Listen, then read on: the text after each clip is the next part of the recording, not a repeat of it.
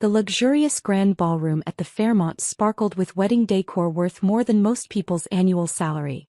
Crystal chandeliers cast a warm glow over white roses and gold accents, while waiters in crisp black uniforms weaved between tables with champagne flutes. I adjusted my simple navy dress, elegant but understated, and watched my sister Emma twirl in her designer wedding gown, a $50,000 masterpiece that our parents had proudly funded. The dress fitting had been yet another event I wasn't invited to, but I'd seen the price tag in the Society magazine coverage. Sophia. Mom's sharp voice cut through my thoughts. She strode over in her silver mother-of-the-bride gown, pearls glinting at her throat. What are you doing at the family table? The catering staff needs help in the kitchen. I met her gaze calmly. I'm a guest, Mom. Emma invited me. Only because she felt obligated. Mom's perfectly lined lips twisted. You embarrass us, Sophia. Everyone here is somebody important, doctors, executives, society people. And what are you? Some mysterious business consultant, who won't even tell us what she really does. Dad appeared beside her, tugging at his bow tie. Your sister's marrying the CEO of Medical Dynamics. His guests include board members and hospital chiefs. We can't have you. He waved his hand vaguely, bringing down the tone. I checked my phone discreetly. A message from my executive assistant flashed. Forbes interview goes live in 20 minutes. Sinan picking up the story.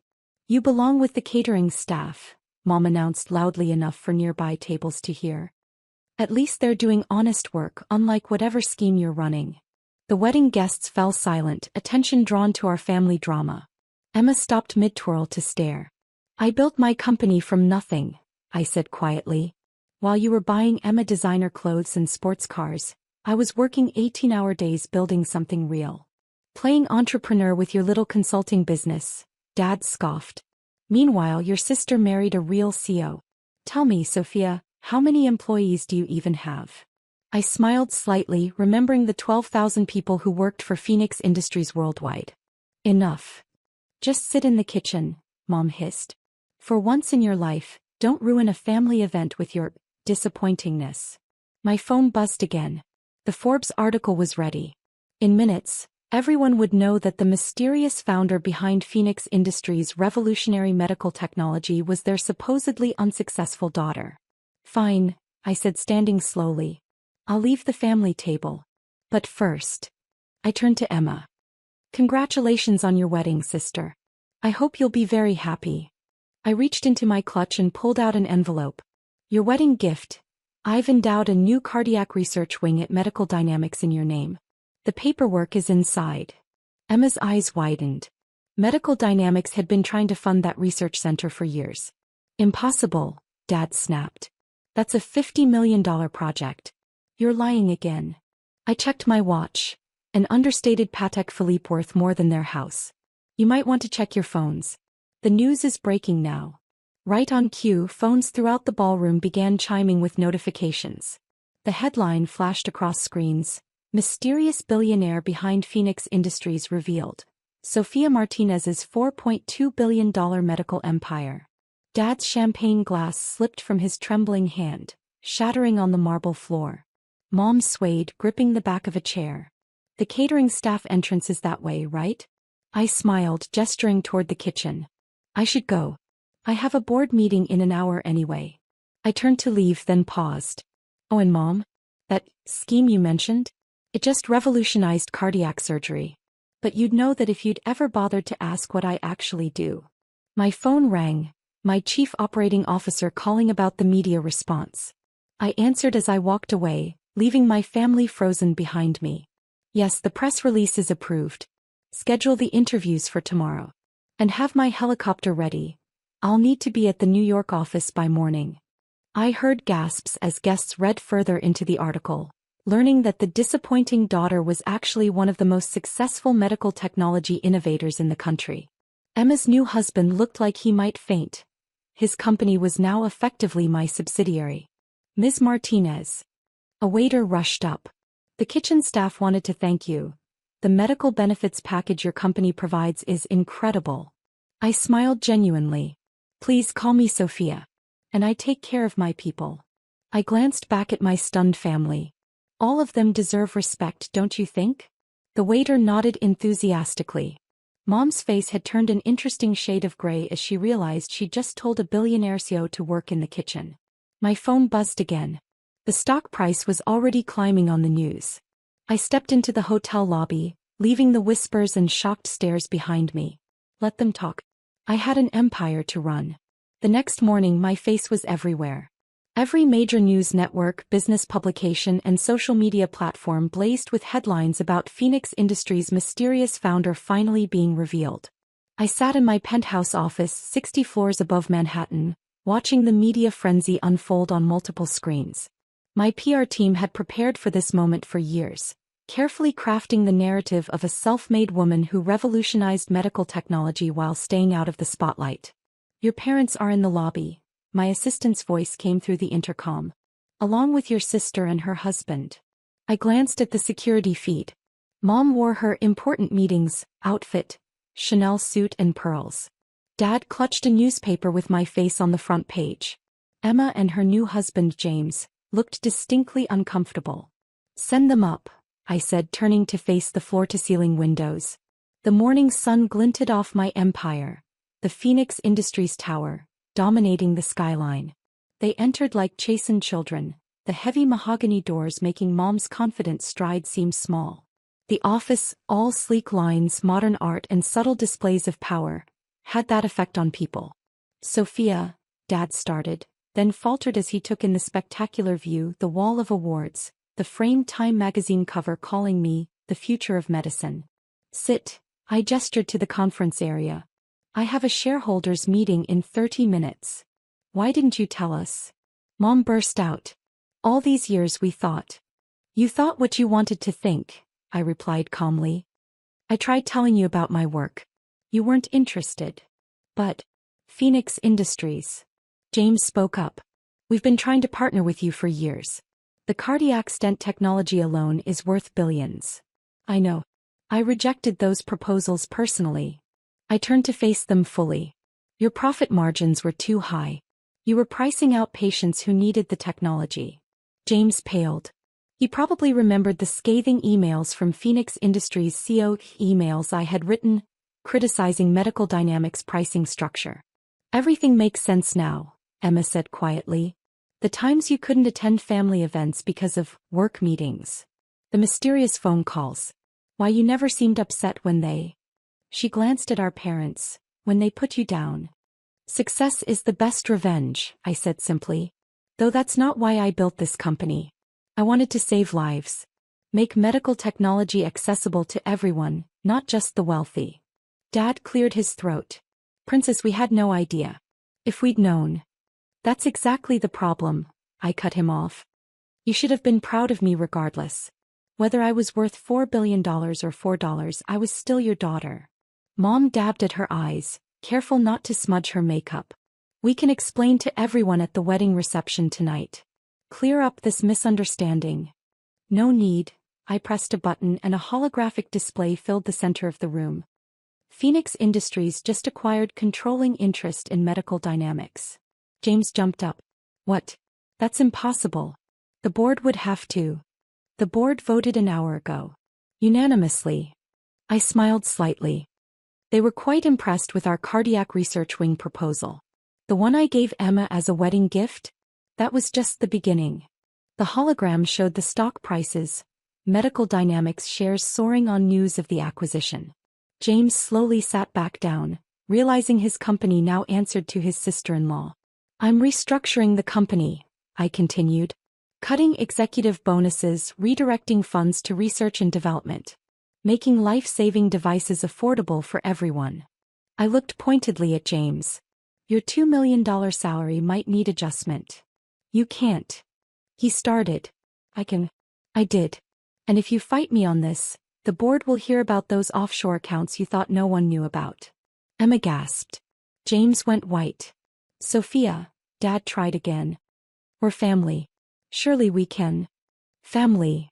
I stood, my voice finally showing emotion. Was I family when you told me I was embarrassing you? When you seated me with the staff? When you... I took a breath, regaining composure. The time for family reconciliation was years ago. Now we're just business associates. My phone buzzed. The shareholders were waiting. Security will show you out, I said, pressing the intercom. James, have your assistant contact HR about the new compensation package. Mom, Dad, enjoy reading about your daughter's success in the papers. It's the closest you'll get to knowing about my life now.